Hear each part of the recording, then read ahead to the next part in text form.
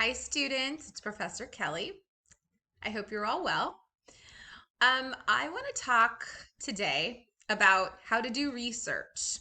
So I'm going to keep this tutorial brief, but a number of you have reached out to me about what I meant about finding research at the Sharman Library, the El Camino College Sharman Library, what I meant by a secondary source, what I meant by a scholarly source. So what I did last week was I ended up putting in a lot of information from one of the El Camino College librarians. She's actually involved with my English 1A class because I do a huge research and library component in that class.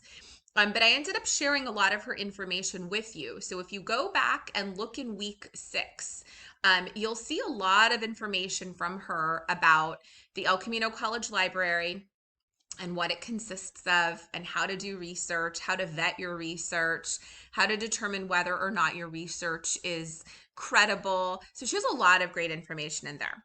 What I'm going to show you right now, though, is kind of a quick guide on finding scholarly articles, because paper number 2 requires one scholarly source to support whatever approach you've decided to take about media literacy. So but a number of you have reached out kind of saying, where do I start? Can I go to a newspaper source? Can I go to Google?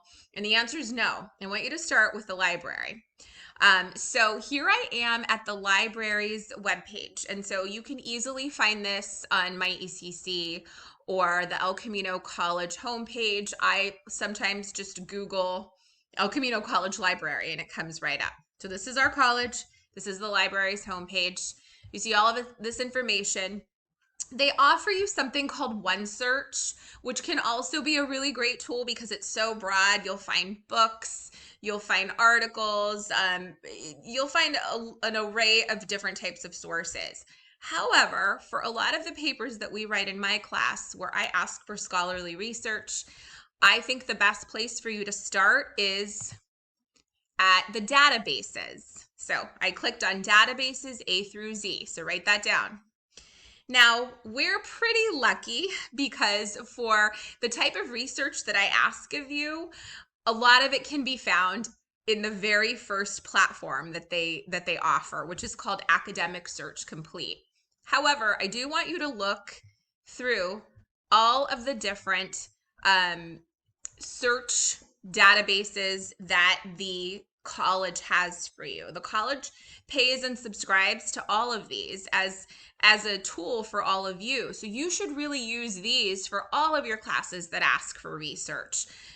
Don't go to Google, don't go to Wikipedia, right? We go to those to find general knowledge, right? If we want to look up the date for something, or we're not quite sure when something happened or what something means. But when you want sound research to support your argument, you want to go to your college's library. And so remember that when you transfer as well, that library is there for a reason, and that's to help you with your research. And so you can see there's an array of different databases that you can choose from. But for this paper, I'm going to just advise for you to start with Academic Search Complete and start a simple general search. So I'm going to type in, a couple of people that I talked to this week are writing about women and media, or women in media. So, hey, look at that. They've filled it in for me, right? So women in media portrayal. So I'm going to click on that and I'm going to see what I get. And this is where the fun begins. This is where my recording is going to end and where your work begins. So the last thing that I am going to show you is you want to limit it to full text, because a lot of these hits might give you a partial source where you have to pay for it, and we don't want that, right? We want the full text. So I'm going to limit it to full text. And I'm going to limit it to scholarly peer-reviewed journals, right? And so that's the difference between a movie review from the New York Times versus an article written in a journal that's been peer reviewed by other people who work in that field. And so think of those people as the fact checkers, right? And so they read the article and they determine whether or not it should be published in their journal. So it's undergone much more scrutiny. And so I recommend clicking on those two and then starting your search and seeing what it is that will work for your paper and your topic. The nice thing is, the more research you read about your paper or about your topic, the more ideas that is going to help you generate for yourself. And so you're going to read something, you're going to go, oh, wow, I didn't know that. I'm going to write more about that in my paper. So the research is going to really inform you, and that's why it's so important. Now, of course, I'll click on a couple just so we can take a look. I actually do have some students that are writing about eating disorders and body image in media. So why don't I click on that, right? It says eating disorders, perceptions of young women and social media portrayal. The article isn't terribly old. It's from 2015, so 6 years old. I always say anything older than I don't know, 5 to 7 years, you might want to then keep searching because that means the research is pretty out of date. But I feel like this one can work. And so we're going to take a look at the article. We're going to see if it works for us. What I always recommend doing is reading the abstract. The abstract is just a summary of the article itself. A lot of scholarly articles are long. This one's 9 pages.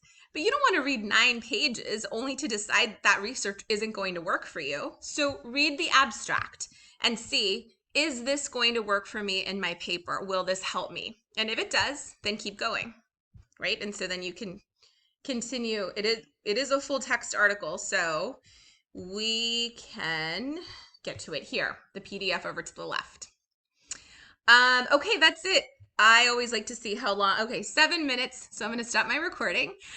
If you have any more questions about research, please feel free to email me. One last tip. If you want to save this for later, don't make the mistake of grabbing the URL up above. That'll only redirect you later to the library's homepage. What you want to do is go here to what's called the permalink and then copy that. And then that will bring you back to the article itself. I've had many sad students who have saved several sources just grabbing the URL from the top only to realize that they can no longer access those. All right, students, it's great seeing all of you, or not seeing all of you. Great chatting with you, I guess. I hope you've gotten through my 7-minute tutorial. Take care. Bye.